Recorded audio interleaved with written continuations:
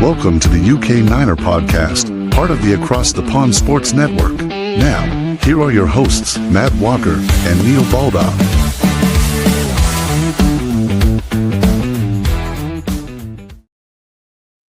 What's up, everybody? We're back again, episode 6. Can and you I'm believe not it? in the middle of my camera. Let me just move that a little bit. Oh, that's better. How you doing, bud? Good afternoon. I get to say that for the first time. A little bit later in the day over here. So yeah. Good evening. The How's it sun going? is setting. The sun is setting. It's dear. 9:10. I'm fresh off a commentary for the new European or the American Football League Europe, the AFLE. Just done a live commentary on the Berlin Thunder against the new Alpine Rams from Switzerland. It was good, 24-14 to the Thunder. So yeah, decent. So I've just been doing that this afternoon. Hence why we're a little bit later. But thank you for accommodating me, buddy. Yeah, no worries, man. Always happy to help. It's just been a pretty chill morning for me, Sunday, and yeah, all good. Good. Yeah, good to see you. So, got quite a lot this week coming up. Then we've got some headlines as normal, our Niner Nuggets. Then we'll have a look at OTAs have arrived and been and gone, and there's a couple more coming up as well. Then we're going to look into a little bit more history for the Niners. We're going to have a look at the one and only. Well, I won't say, but he's a very special head coach. Then we'll finish things off by doing a bit of a roster breakdown again. We looked at receivers last week, and we're going to try and dip into the D-line this week if we can, which is probably going to be a little bit trickier.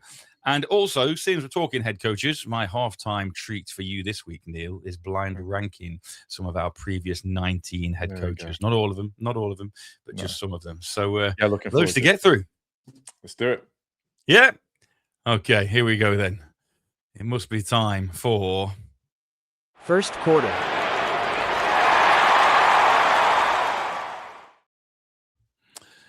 All right, then. What's been going on this week then, Neil? OTAs.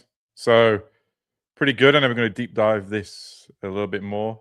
Or is that what we're doing now? Yeah. Well, that's coming in the second quarter. We're just nine nuggets in. So yeah, the OTAs have been on. Yeah, but yeah, it looks like just a quick summary. I think it was. I think the biggest thing is the attendance. I think we'll just leave with that. It's like pretty much everyone showed up. I think it shows the attitude of the team, and they're ready to go. So happy days. Anything else you want to say on that? Well, no, other than it's just nice to see all the guys back in the building. I like seeing they have the media guys greet the players. You've seen them, they greet the players as they walk out of Levi's to the training field. And I think there was one where they were rage baiting them this week. I watched that one yesterday. You're looking athletic today. What do you mean today? Yeah. Well, that was funny. Yeah, that was quite cool. It was funny how they would just walk off and then the penny would drop and they were like, hang on, what? It's so funny. And then they talking about their haircuts as well. Yeah. Go and watch that if you can. That's funny. That's a funny little video. They're good. Some of the social media stuff they put out is really quite cool. So we've got OTAs May 27th, 29th, obviously gone, June 1st, which is tomorrow, and then June 3rd, 4th, and then mandatory minicamp, June 9th, 10th, and we're getting into sort of near football season. I think I saw today 14 Sundays before football, Neil. Is that it? Yeah. That's it.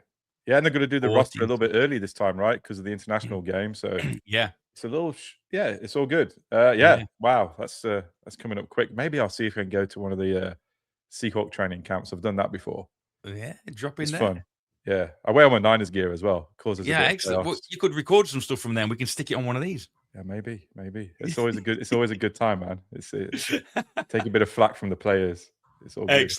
Excellent.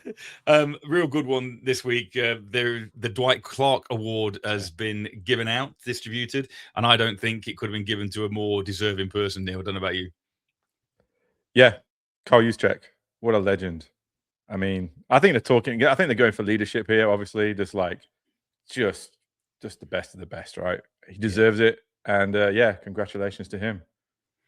I heard, I don't know your opinion of Grant Cohn. Grant Cohen? Yeah, exactly.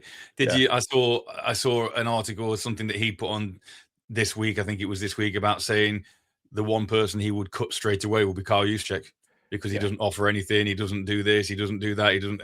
I don't know. Grant Cohen calls himself a Niners fan. I know he's a beat reporter as well, but I just don't get some of the stuff he says. But for me, Kyle Juszczyk is just the heart of the Niners. He epitomizes what a 49er should be. I agree. Locker room stuff can't be discounted after all, right? It's not just that. It's some of the parts and all that kind of thing. Absolutely. Absolutely.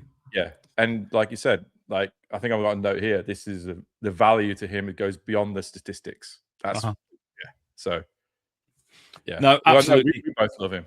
So, juice all day long, man. He's a player. Can't beat a bit of juice, honestly. And I mean, this time last year when he was cut, it was a sad time. And then when he was brought back a couple of weeks later, happy days. But yes. So the award that Kyle Juszczyk, the award that he's got from the Dwight Clark Award, honors the current player who best represents Dwight Clark's spirit of teamwork and camaraderie. And like we just said, I think that just epitomizes why Kyle has been given that. So that's really good. We came up with another little segment that we thought might be quite fun, basically after Arachnid Gate last week. Yeah. So we're going to put a little thing in every week called Kittle Watch. And lo and behold, like you just said off the air beforehand, he's done nothing this week. He's been pretty chill. I watched a video with him just before the Backstreet Boys got on stage at whatever that one was. He's like drinking some beers with it, but nothing much. That was still last weekend. The only thing he's really sounded off on is the proposed 18-game schedule. He was saying that obviously he's not happy about it, the physical toll to the players. Yeah. And he was basically saying that if you do go the extra game, it's going to necessitate an extra bye week. You can understand that. But that's another 2 weeks on the season, which, hey, it sounds all right, but you got to start thinking, where do these games start going and how much we're pushing these guys? Well, I think from a little boy fan perspective, it sounds great. An extra game when the season's as short as it is anyway, from September to, if you're lucky, January, February. An extra game would be great. But like you say, the toll it takes on these players, and particularly when injuries are a part of the game and it's people's livelihoods. Yeah, you can quite understand the skepticism from these players. Yeah. And particularly when you're thinking about the likes of Kittles and the Dak Prescotts and the big name players who are getting paid. There are other guys in the league who aren't getting paid in their last 2-3 years max. It's a tough one. From a fan point of view, great. From a realistic player welfare point of view, quite understand where they're coming from. Absolutely. What's this about John Lynch then? Yeah, I mean, we're going to quote him. What did he say? He was on a little interview. I've watched the interview a couple of times. It's very interesting. But he says, we're going to go kick ass and we'll take over whatever hell that stadium's name is. So he's talking about going to the Melbourne Cricket Grounds. Yeah, I'm not happy about this. They're not happy that the Rams, I think, lobbied to get the Niners' easiest away game away from them, which is obviously a huge advantage for the Niners. Yeah. They're not happy about that. So, you know what? After reading that comment and watching it, I think I will flip that schedule. I had him down as a loss. I'm going for a full win now. Yeah. I'm ready to go. If John Lynch is talking like that, I'm going to run through a wall. Let's go. They've definitely got a chip on their shoulder, haven't they, going into that game now? Absolutely. And when you think of that, we looked at it last week, the mileage that the Niners have got for the whole season long, it's it's a little bit naughty that they've had that SoFi trip taken away from them. I agree. And then just go back to a bit of Kittle as well, because he was saying that he's targeting that week 1 game, but he just says with being in that international trip, he probably won't make it. He's like, it's going to be really tight. Whereas if that was, on a normal Sunday, maybe in SoFi, he might have made it. So it's more impact to the team. So absolutely, John Lynch, Kyle, they're not happy, but I think they're going to take the approach as if you're going to do that to us, we're going to take care of business.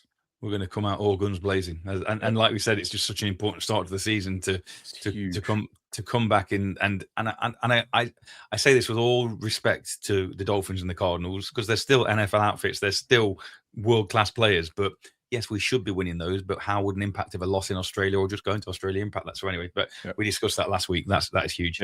And finally, love him or hate him, he's a bit like Marmite.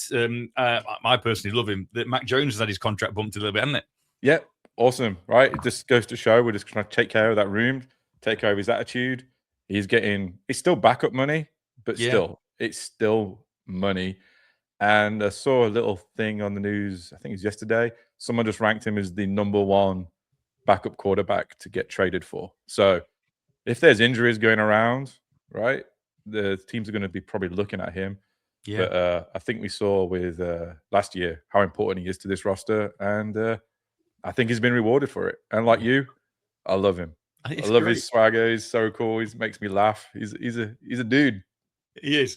And like you put down in the notes there, he went 5-3 at start of last season when Purdy was hurt, and actually the actual production of the offense didn't drop.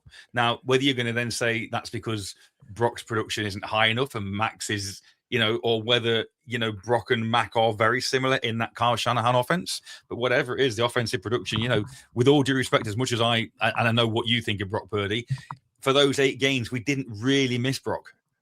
Right.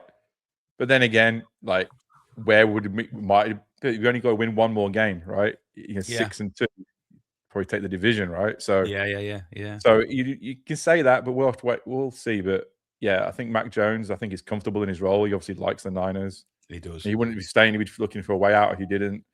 And I think it just speaks to the culture that they're trying to get back. I think this is going to be the year that we're going to talk about culture a lot with this team. Yeah, absolutely. Right, good stuff. We've rattled through the Niner Nuggets. So let's get into the second quarter and talk about OTAs. Second quarter.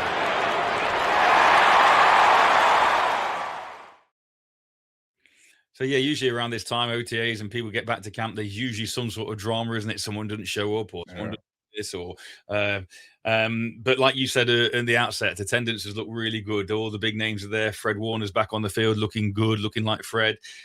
Saw George on the sidelines. I saw again a little social media thing where they panned around everybody and everyone's doing their individual drills and one thing or another, and then they panned around to George on the sideline on his own. He's just like giving it all this.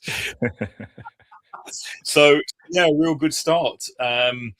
Like you say, you've I don't want to steal your thunder, but what you put in the top bit, you don't win games in May, but you do get a feel of that mood. It's when you start setting a culture, isn't it?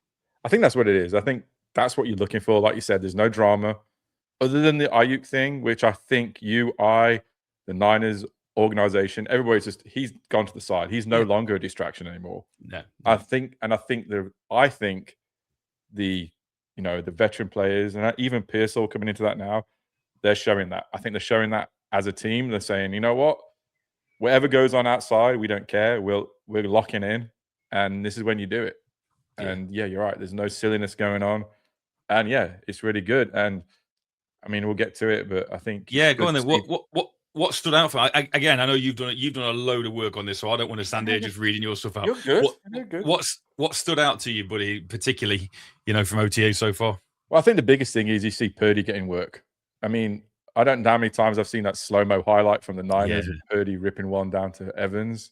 Yeah. Dude, he just looks so good. And just getting those reps are going to be so important. And we spoke about it last week about how he had that connection with Brady.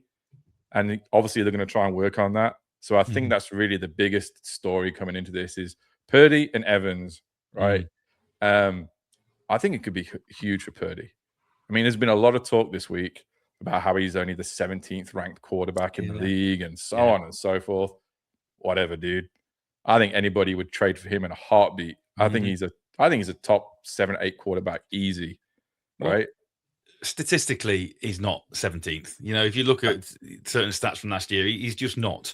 And I think it's always going to follow him the fact that he's a system quarterback, supposedly, in Kyle's quarterback whispering system, and he was still Mr. Irrelevant for a reason. And I think those 3 things are never going to make him or allow him to get the credit he necessarily deserves, even if he wins the Super Bowl. I agree. And I like the gunslinger attitude in him a little bit.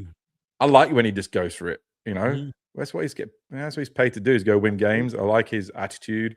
But yeah, I think that's the big thing is like him, Evans, and then all the other team, all the rest of them showed up. Pearsall showed up, Mike Evans was there, Kirk was there, all the receivers were there.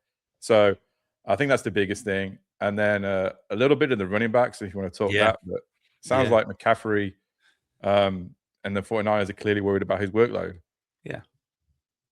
And rightly so. He survived, but he was overworked last year. He's not getting any younger. And you've got this stable of backs now with Kalen Black, and he looks like he's really showing signs of of like you said on here, you've got a real chance not only to make the team, but actually to almost be that second string back ahead of Jordan James. And Isaac Grando's picked up an injury, hasn't he? So, that looks like, Garendo, that might be Garendo's time done. And if that is the case, then this move with Black looks like a real kind of an intelligent pickup at the time. But yeah, and it's the fact that he can catch out of the backfield as well, like McCaffrey, and like that, so that how that West Coast offense operates. And I think that was one of the things we spoke about in the draft coverage we did, was like his receiving was questioned. I don't think he had many receptions, but he was good in high school, not so good at college.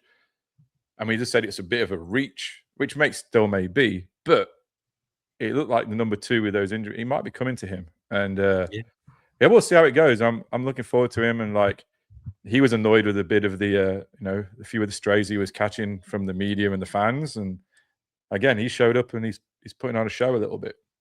It looks like it's fired him up, definitely. Dejon Stribbling, it's looking good still. Looks like it. Yeah, it really does. But we'll see. Like I've got a note here. Like, talent will get you noticed, but it's the trust that's going to get you on the field. So he didn't play much with Purdy, I believe. No. Played with the second and third strings. Yeah, with Jones and Rourke. Yeah, so we're not. Yeah, so we'll see how he goes. But I mean, that's what he's got to do. He's got to put the time in. But I think the biggest move here is, how is Ricky Pearsall going to integrate now into it with everything in there? So he's got to become that 1B receiver, right? If you want Evans as 1A, he's got to go to 1B. He can't be a number 2. He's got to be ready to take on that mantle 1-2 years time when Evans ages out. Absolutely. I think he might be getting there. And then Cowing, apparently his speed has been blowing people's minds this week. So yeah, I read that too. Yeah, he looks possibly the most athletic and the most, like you say, the most electric out of all of them. Yeah. Yeah, so that it does promise, and it'd be nice to see somebody like Cowan or Watkins, actually, prove why they were picked. Give the coaches some confidence, and this is, you put your trust in me, and this is why. I'm 2 years into the system now, particularly like with Cowan, and therefore I'm not a rookie. I know this system, and I've had time to develop behind people, and now I can come in and make a real impact. Yeah, absolutely. And a few of the notes is. Got a note on the left guard battle here. Looks like that's going to be a little bit of a chat, but we'll wait and see. You say in there about not the sexiest OTA topic. I think I said to you a while back, when I was younger and you'd see like people get drafted, I'd want receivers drafted or quarterbacks drafted. Whenever we draft a no lineman in the first round, I was like, oh, it's true. But now football. Now football. It's true. It is. It's just so important. They shouldn't be overlooked. No, you're right. It isn't, but it's gonna be the interesting battle, I think, right? I mean, we talk quarterbacks and receivers so far, but this is going to be, obviously we've got to keep Purdy standing upright. He likes to hold on to the ball. I mean, that is his style. And then we also need these long gadget plays to develop. So we'll see. But then and then also we mentioned Curtis Rourke earlier. He's getting a bit of development reps. So I don't think, obviously, he's never going to push Purdy or Jones. But, that's what the offseason's for. Well, and the bottom line is, not so long ago, we had Trey Lance, then Jimmy Garoppolo, then Brock Purdy. Exactly. Brock Purdy was number 3. Now, at the minute, hopefully lightning doesn't strike twice, but if push comes to shove and those two guys go down, Rourke needs that time. Rourke needs to make Kyle believe that if it does come to that, I've got somebody I can trust. And we never know. We just spoke about it earlier, how, Mac Jones is now the number 1 ranked tradable quarterback from a backup perspective. So, I mean, he could be a number 2. I mean, I think we'd trade for someone else if that was the case. But like you say, you never know. Then I got a note on the DL, but I think we should just talk that later. Yeah, I'll have a chat about that later, definitely. Yeah. But then, just a big takeaway is that everyone showed up. Happy days. Yeah. Yeah. It's a very positive start. It is. And I think, there's no drama. I mean, again, Mr. Cohen mentioned about the fact that he did who's good, who's not so good. And he mentioned about Evans not being good. He mentioned about Christian Kirk looking washed. He mentioned about Stribbling dropping balls. And you're kind of like, well, you can put a slant on any of this sort of thing. You can spin it negatively or positively. And maybe we spin it too positively because we are so we want everything to be so good, but at the same time, I don't know why you would go so negative.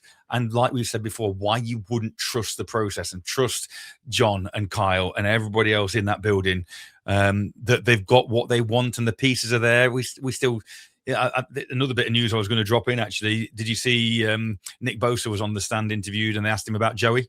I did. And basically Nick went, well, I don't think Joey's still working on his golf game. He's not really thinking too much about football at the minute, trying to play down that. But, it seems at the moment we've still got all that cap space. We mentioned in previous pods about how we need to carry it over for the likes of Bosa and people in the future. We could easily make another splash in a month or two. Right.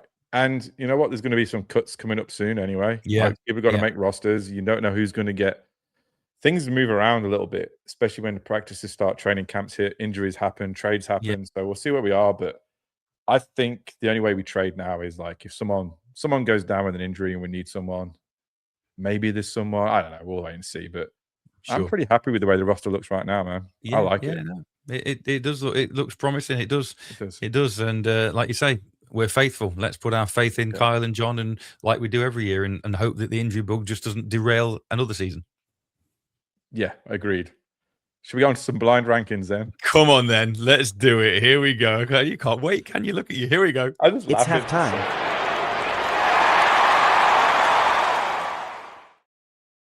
Okay, so you told me there was 19 head coaches. Say again. You told me there was 19 head coaches that played that coached the Niners, and I got Tom Sula, and I was like, I can't think of any more. Right. Well, I'm not going to tell you who the 19 are yet, but you can either, like I've said, it's your choice. Oh. You can either blind rank 5 of them that I handpick, that I just literally pick out. Yeah. Or you can pick a number.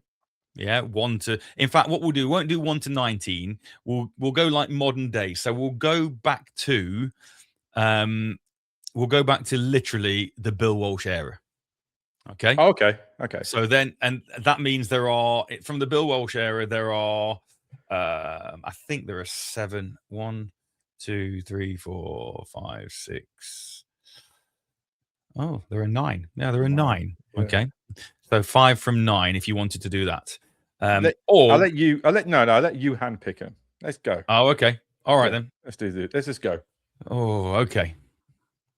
I am going to do the modern era though. I'm not going to go way back. Okay, I'm just going to go. I'm going to go. Maybe we do that for another time. Maybe do some like pre-Bill Walsh stuff. All right. Okay.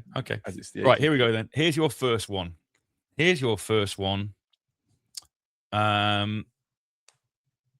just going to make a note. Your first one is going to be Mr. Mike Nolan. Mike Nolan. So I'll give you a bit of info on him if you want. Do you want me to give you a bit of just a little rundown? Yeah, I know. He was like what 06-ish time, was he? 06? He was 2005 to 2008. Okay. I won't tell you his win-loss record yet, because then obviously that you might end up ranking him. But I know a bit more about him because he's on TV a lot over here. Okay, is he? Yeah. He's on the NFL Network or Fox or one of them. I don't know which one it is. Is he still employed as a coach somewhere or not anymore? No. Just he's like a talking head. Oh, okay. All right. So let me think. 1 to 5. I'm going to put him down. Oh gosh, let's go. You know what? There's a lot of. I'm going to put him in at 4. 4. Okay. 4. Yeah. Okay. Next one. Ready? Yep. Steve Mariucci. Oh, Steve was good. 1997 to 2002, 5 seasons. Mike Nolan had 3 seasons. Mariucci had 5 seasons. Steve. You know what? Man, it's not just who you're saying, it's who's left. I'm gonna put him at 3. No. I'll put him at 3. Going at 3. Okay. Oh man, I'm boxing myself in already. So you've taken 3 and 4. Okay. Yep. Let's go George Seifert. Oh man. 1989 to 1996, 7 years in charge. So he's number 2 to me, Okay. behind Bill Walsh. It only matters now if you drop Bill Walsh on me. So I'm going to leave that open. So I'll put him in as a 2. Okay. Yeah. So now I've got 1 Okay. and 5, and you can stitch me up now. A treat. You've got 1 and 5. Well, I'll tell you what then. I'll pick the next 2, but you can decide which order you have them in, all right? All right, that's fair. So you can either have how can I do this the best? You can either have number 12 or number 11. Let's go 11. You're going to go 11? Yeah. Chip Kelly. Oh, that's easy. 5. Done. Move on.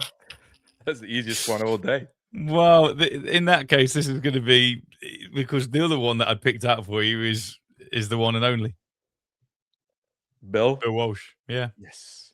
I'm happy So then. I think I got it. Well, I think you've nailed it. You put Bill at 1, you put George at 2, you put Steve Mariucci at 3, Mike Nolan at 4, and Chip Kelly at 5. Okay. Yeah. Right. Okay. That was a little bit of a damp squib. Although I say I look at these like so Bill Walsh. We'll talk about Bill Walsh, but obviously, yes, Bill Walsh is the man. I don't think there's anybody better. I mean, having said that, if you go, he's the longest tenured coach at 9 years. Although Buck Shaw, the original head coach, 1946 to 1954, he was in charge for 9 years as well. His Buck Shaw's regular season win percentage is better than Bill Walsh's. Oh wow. 600, it's 64%, 640 basically, 64% win percentage to Bill Walsh, 60%. So is Buck Shaw kind of like the best of the pre-Bill Walsh era? The original, you had Shaw there for 9 years. The next then was Red Stradler, who lasted a year. Frankie Albert, you probably heard of Frankie Albert, he lasted 2 years. Red Hickey, he lasted 4 years. Then Jack Christensen, 4 years. Dick Nolan, Mike Nolan's dad, 7 years from 68 to 75. Monty Clark lasted a season. Ken Meyer lasted a season. These are kind of in chronological orders. So basically, from when Dick Nolan left, 1976, Monty Clark 1 year. 1977, Ken Meyer 1 year.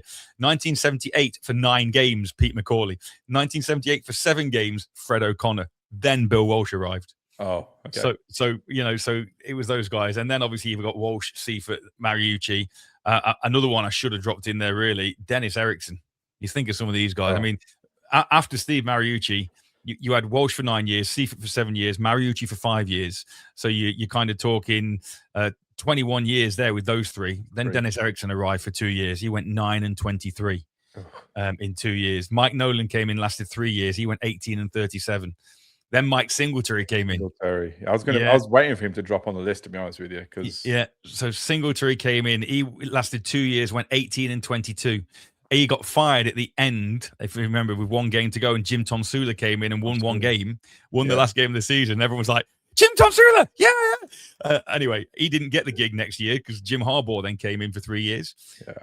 Harbaugh went 69%, 44, 19 and 1. I think Harbaugh's up there, dude, by the way. I think he's a top 4 or 5 coach. I think people don't realize how many Super Bowls did we make? 2 or 3 in a row with him? 2? Us? Or championship games, I mean, sorry. Oh, yeah, championship games. Yeah, I think it was. Yeah, and obviously just the 1 Super Bowl against the Ravens.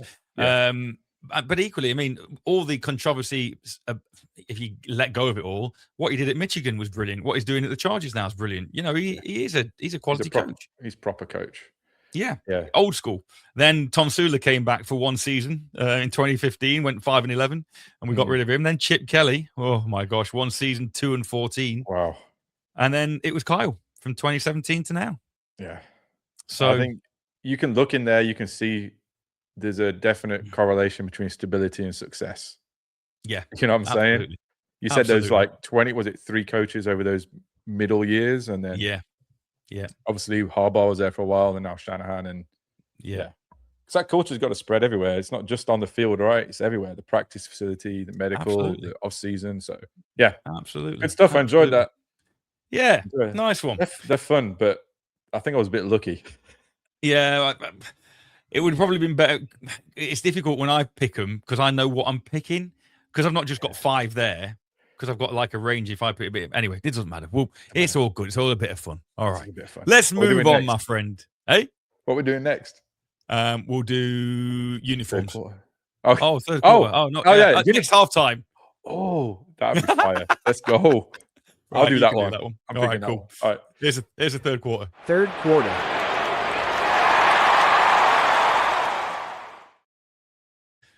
So we've been talking about coaches, and we're going to dip back into our 80th anniversary series.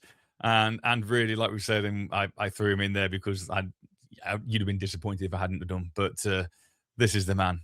This is the man, really, for all 49ers fans. We mentioned about Buckshaw at the beginning of the 49ers history from 1946 to 1954, who was as long a servant as Bill Walsh, 9 years, and probably won more regular season games as a percentage. He was 64% as opposed to Bill's 60% wins.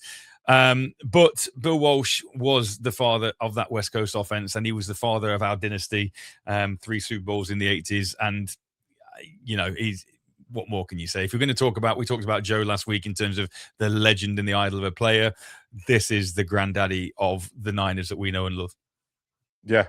And you can't say enough about him. I think, when we were lucky enough to go to the Niners Museum and we saw some of the playbooks and things, and you see that, it's like, wow, and this is it. I mean, this is when we're fortunate enough to when we're getting to choose our teams. He's kind of responsible in a lot of ways, like the players he brought on and the style of football that he developed. And I was surprised. I was looking at his pre-Niners career stuff, and I didn't realize, honestly, his big break kind of came with the Oakland Raiders and Al Davis, and that's where he kind of learned some of the modern game.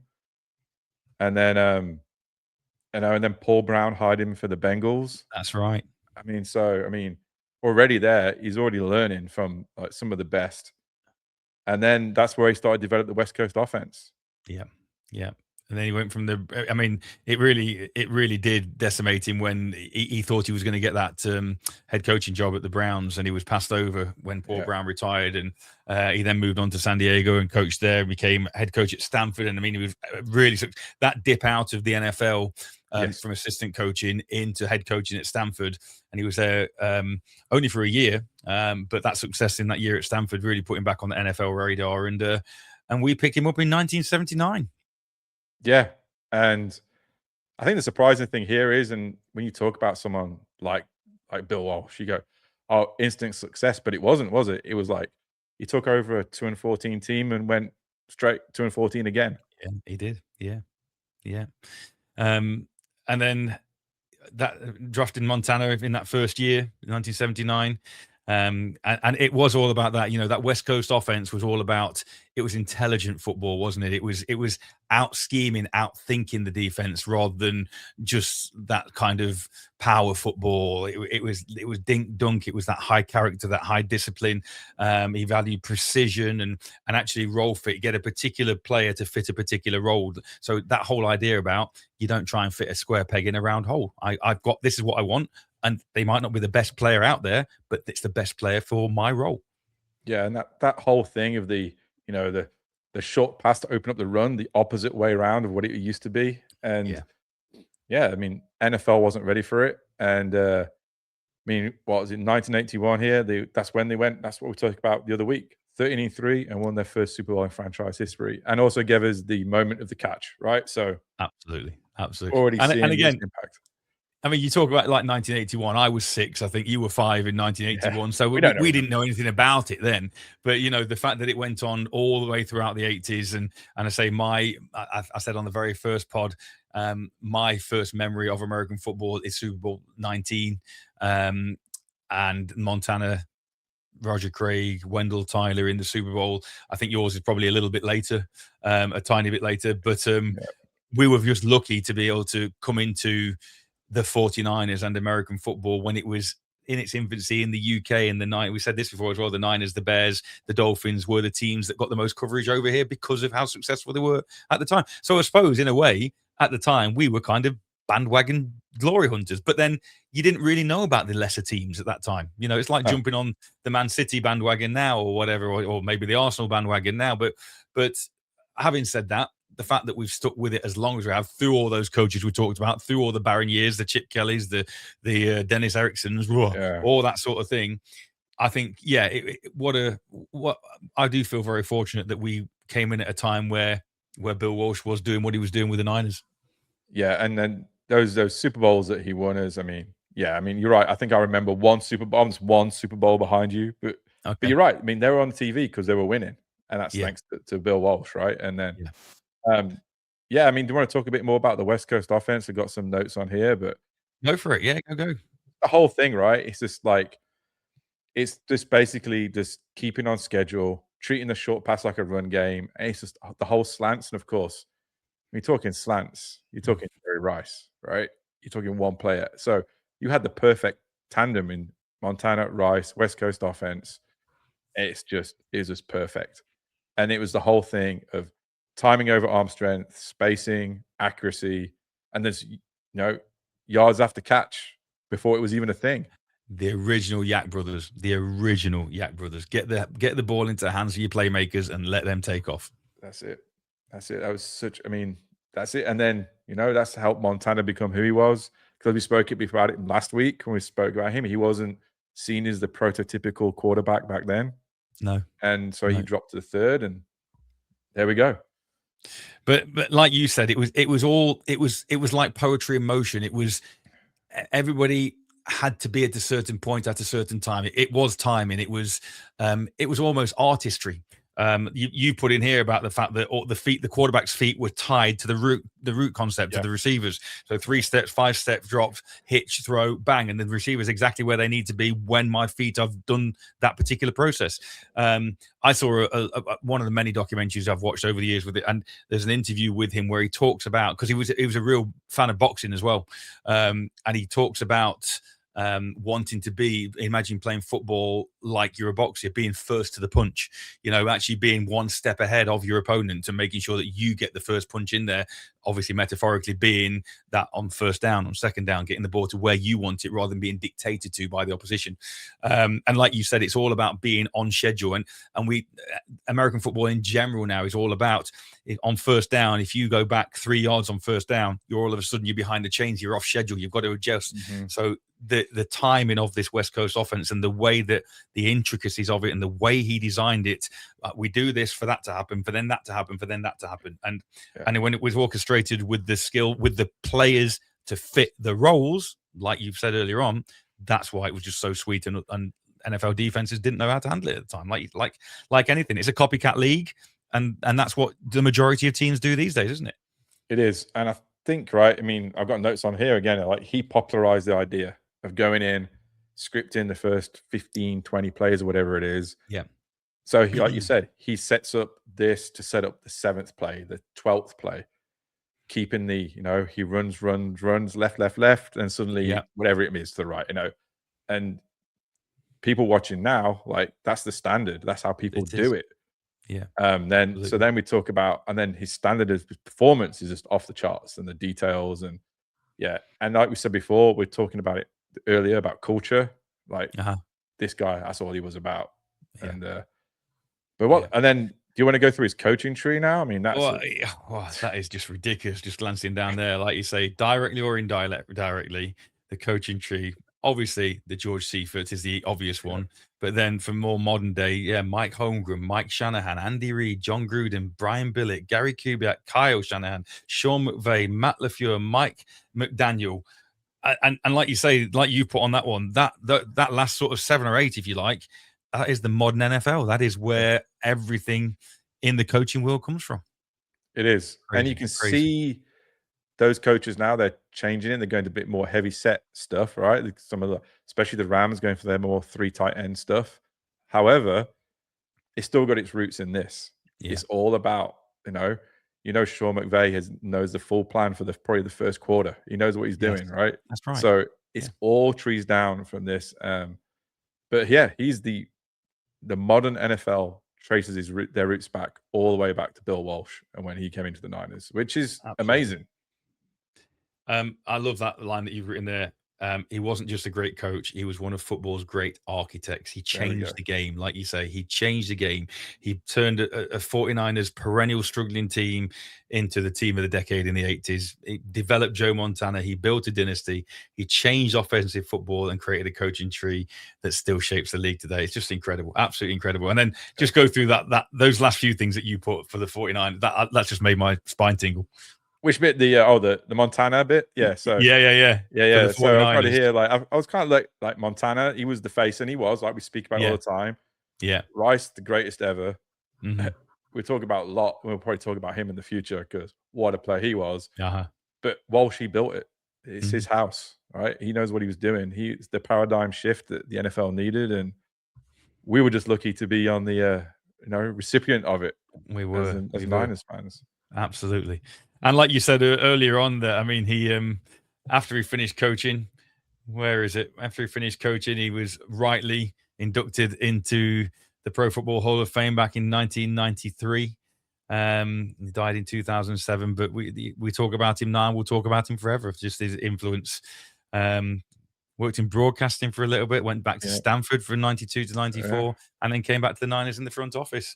So just what a hero. Just genuine. And again, you never really know the person behind a camera when they're being interviewed, but he always seemed just such an unassuming, humble, I don't know, just a nice human being. And now I don't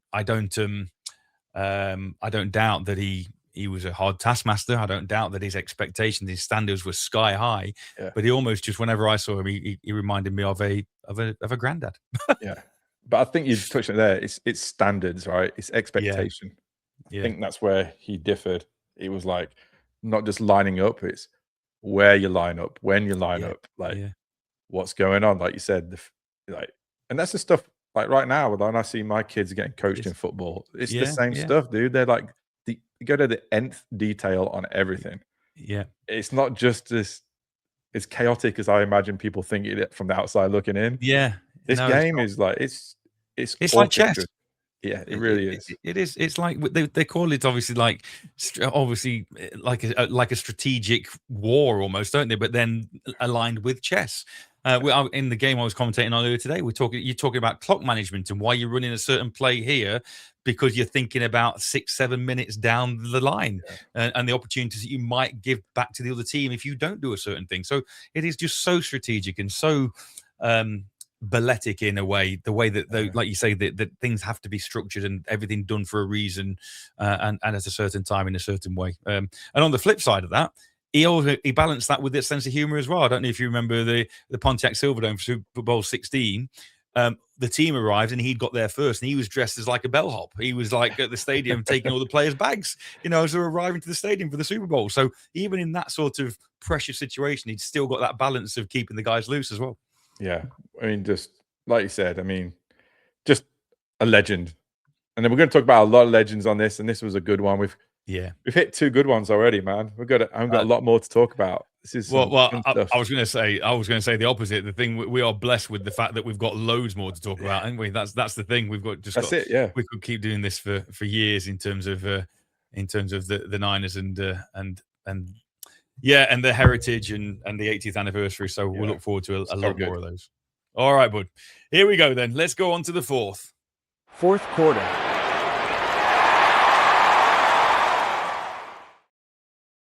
So we had a little look at receivers last week, didn't we? Let's see if we can have a look at our D-line this week. Like you say, might be a little bit trickier. And you were going to do something from the OTAs. So I don't know if you want to kind of start with that, what you noticed OTAs-wise. Yeah, I think the main thing is like, I can't remember where I put the notes anymore. It doesn't matter. But really, you're looking at like the established people, right? You're looking at the DNs, right? So those people, Nick Bosa, Michael Williams, and those guys. And then you got height coming in. So that's where we're talking about. It's that transition now. We've got some veterans or maybe been in the system 1-2 years, and you got Nick Bosa. And then on the DL, like through the interior, the big pickup then is Osa. Come on. No. I've been practicing, but I can't remember it. But basically, the long thing is like this this is a very, very talented group, but are they going to put it all together? That's the only question. So, I mean, do you want to go through each group go through the DNs first? Yeah, see look at the DNs. The one thing that concerns me about the DNs is the fact that 3 out of what I would consider the top 4 are all coming off injuries. You know, you've got Bosa and Williams coming off ACLs. Then you've got Keon White, who got shot in the foot earlier this year. And again, with all due respect, hasn't been necessarily the most impactful, pass rusher from that DN position.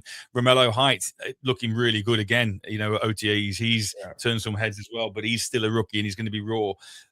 So you then move down to Cameron Sample, who's a 6th-year player, Andrew Farmer, Will Bradley King, and then we've got 3 restricted free agents at the moment who I don't think are technically with us yet. I don't know. So Clellan Farrell, who's been with us a while, Yuta Gross-Matos, who's again done us a job, and Taron Jackson. So I don't know. I kind of my concern is just the depth and whether or not if Bosa or Williams were to go down again, do we have somebody else who is going to step up and provide that pressure? Because for all intents and purposes, we know that rushing the passer then makes things easier for the linebackers and for the secondary. It all starts with the pass rush. I do feel, and we'll go into this in a minute, but I do feel more confident about the interior defensive line and the depth there and the upgrades there. But I still just feel a little, maybe a Joey Bosa light who can come in and do be a role player, not an every down pass rusher, but who is proven. And again, if you like, almost like Mike Evans is a name that even if he's not going to be overly productive, he's going to attract attention, and which will free up Nick and whoever else, So that's my concerns a little bit about the DNs. I kind of agree. I think everybody talks floors and ceilings right now, right? So I think our floor is good if everyone is healthy. But absolutely, one gets injured or Bosa misses a bit of a game, who's coming in off those guys? So you're going to be looking at Williams I think Williams is the one we need to look at the most. Is like, he's the guy. He's got everything. He's got the size, the length, everything. He's the guy to play, right? But he had a tough rookie season, right? And then we'll see. And then, like you said earlier, Gross-Matos, right? Yeah, he did a number for us last year, but we'll see where he goes. Restricted free agent. So I think I'm saying with you. I think the concern is like edge pressure. And maybe talking about that, maybe that's where maybe there is a trade, but we'll see, or sign someone. But that's. But then again, if Nick Bosa is healthy, everything's going to look good. Right? Yeah, it is. It absolutely is. I mean, he's so good. When Kyle and John first arrived, they built this team from the defensive line upwards. That's where it all started. And like you put in your notes here, this unit at the moment is not is nowhere near the best defensive front that we've had. I agree. Where have you put it? Yeah, I put down in 2019 when we had Bosa, Bugner, Armstead, D Ford, Solomon Thomas, DJ Jones, and Ronald Blair. I mean, that was the one. Wow. Yeah, just relentless. Literally just relentless. It didn't matter who was on the field. It was like they were coming. And but Bosa's still there. He's still a tone setter. He's still a game wrecker when he's on the field. Yes, he is. Yeah. So I think we both agreed. Little concerns about the edges. Yeah. But then I say up front in the middle, Osa Odigizua. Nice. Congrats. Thanks. I think he's a real upgrade, and he's been looking like a monster at OTAs so far. Now I know there's no pads, and it's not got kind of live, but also they said about his leadership presence that he's brought in as well, and the kind of impact he's having on the other guys. Alfred Collins and CJ West both had decent years. I think Alfred Collins was slightly higher, in terms of his production than CJ West. Your man Grayson Halton, who I know you're really high on, he come in and do a job. Sam Okunua, again, he was effective in a role position. So I think if I'm thinking about our first kind of 5 defensive linemen just from those 5, I'm kind of like, I think we're in a decent position. You then Sebastian Valdez, year 2, he's just a monster, isn't he? He's just a freak of nature, Valdez. And they were really high on him last year. Then Evan Anderson, Bryson Eason, rookie, James Thompson Jr., rookie, and then Kevin Givens, who once again, 7 vet, who has done a job for us over the years. Yeah, I think I think there's no question. I think we're happy. I think this is a great unit. I've been liking what Osa's been saying about about how it's like, the handcuffs have been taken off him. He's really looking forward to this defense. He just can't wait to get going. Massive amounts of energy. He's clear, and that's what we need, right? We need that person in the middle to draw all the attention. Yeah. We need a run stuffer as well. We do. I mean, we've got CJ West and Alfred Collins in there, but they're still very green as sort of second year players. But yeah, we do. We need somebody in there just to dominate. Absolutely. Yeah. And then so I'm just thinking, like, best case scenario, right? Is like Bosa goes off, everyone stays healthy, we have a good edge pressure, and then we're going after the quarterbacks. I mean, we know who we're talking about. We're talking about Stafford and Darnold at the end of the day. Yeah, we are. That's it. Right? And then we know how good the run offense is, especially over in Seattle. That's brutal. I know they've lost a running back, but they've picked up a good one as well. So, it's like we say, I mean, it may not be the glamour positions, but in the inside line, interior line stuff is the most important. And then worst case scenario, like I've got it here, is like we need too much on Bosa. Yeah. He breaks down, we lose the game wrecking ability, and things just start going sideways quick. But it's not 2019. However, the floor's pretty high. We just need to see where that ceiling is. You've hit the nail on the head, though, there. The best Niners defense of the past sort of 6-7 years has always looked its best when the front four can win without anyone else blitzing. You've got 7 other guys either on run coverage or dropping back the linebackers into coverage and your DBs, and you've just got those front four disrupting. Absolutely. That's the key. That is the absolute key. Because if you can have the front four causing chaos, and then you have Fred with his speed going side to side, he makes up for 2 linebackers right there. You basically have a 3-man on every defensive play, which is huge. We spoke about earlier about how you set up a D to do something. Well, if your team can do that, you end up with the extra piece in the puzzle, and then things change. So I know it gives, and you said earlier, it gives more time to those DBs to do something and stop. It's hard to cover people for a long time. It is, and we just not only the sacks that we severely lack last year, but equally generating more turnovers. It all starts on that defensive line. Yeah, it really does. And we'll see. Yeah, we'll see. Doesn't matter how good you. Yeah, go on. Doesn't matter how good your linebackers are. Doesn't matter how good your DBs are, your safeties. And I know there's still a concern about safety, but if your defensive line is your belt and braces, then you're in a real good position for everyone else to play off it. Yeah, like I was going to say, it just covers a lot of cracks in the rest of the D. And if there's no cracks in the D, it just elevates you from good to elite. And I think we just want to say this, like, let's trust in Nick Bosa again. Let's hope he's healthy and he's the game wrecker that he was, because he's truly, he's a top player, and we're lucky to have him. He's a phenomenon. He's one of very few players who came out of college literally as a bona fide starter. The majority of other players come out, anyone, any position, you're going to take a year or two to actually get yourself, in not only involved, but to a level where you can compete with the best in the league, the best offensive tackles in the league. And, there's not many people who come out like Bosa did, where he was the fully formed article. Yeah. So there we go. Do you have a grade for him, Matt? Do you think where would you put a grade on these guys? I was struggling. I didn't put one in the notes because I felt with the receivers, it was like, okay, we can see where they're going to go. But this is that D-end stuff makes me nervous. Yeah, well, I'm the same. I mean, I think the maximum I can go right now is probably a C+.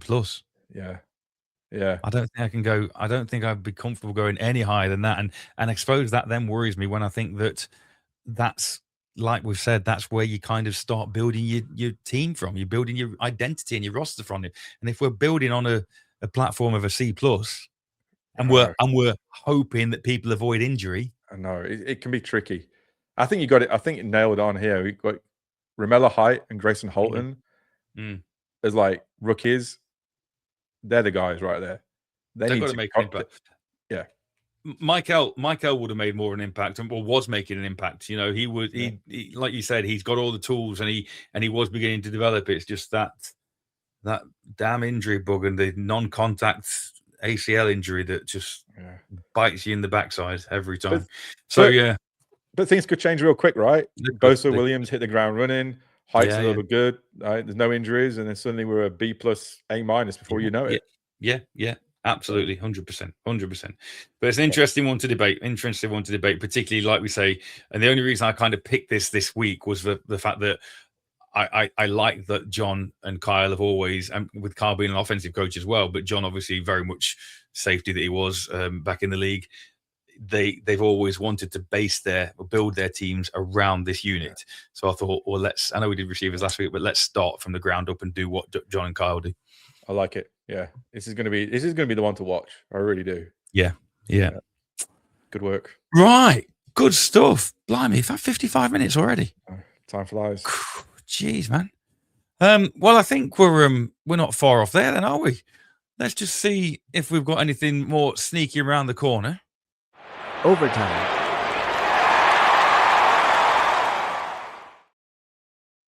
No. I'm pretty, dude. I think it's like you said. I think we're doing some good stuff, like what's happening. And but yeah, I got really nothing. I think we're good. I think we covered a lot at the beginning. I'm really happy with our legacy breakdowns. They're really good. And yeah, but nothing else from me, man. Just it's the most concise we've been. Maybe we waffled a bit too much in the first 2 weeks then, but like you say, another packed show. If we think about what we've covered, we'll definitely keep on the Kittle watch over the next few weeks because he's going to be doing some more crazy stuff. Or particularly when I was even wearing my shirt today, man. I was ready. I know. Hey there. I was ready to go, and I'm like, had a quick check. Nothing's happening. What's going on? But, well, it's all good. So we will keep our eye on, because I say, even we recording this on the 31st of May, so there is still, as we've mentioned, another mini camp tomorrow, June 1st, and another one towards the end of the week. So Wednesday, Thursday, June 3rd and 4th, and mandatory mini camp that will be back on air before that. That's June 9th and 10th. So we'll be able to bring you a few more details about what goes on at the rest of the OTAs later this week. But other than that, I think we've done what John Lynch said he's going to do down in Australia. I think we've kicked ass, mate. There we go. Not taking over any stadiums yet, though. Nah, it won't be long. I'm telling you. Okay, mate. All right. Well, thank you, everybody, for joining us once again. We hope you've enjoyed it and had as much fun as we have. We're on episode 6. I can't quite believe we've been doing this as long as we have, but this shows no signs of ending. Keep your ear to the ground. We're available on Spotify, YouTube, and Apple Podcasts, as always. Give us a like, give us a subscribe if you are watching this, wherever you are doing. Thank you for watching, and we'll see you all about the same time next week. Neil, have a good one. You too, mate. Later. All right. Take it easy, guys.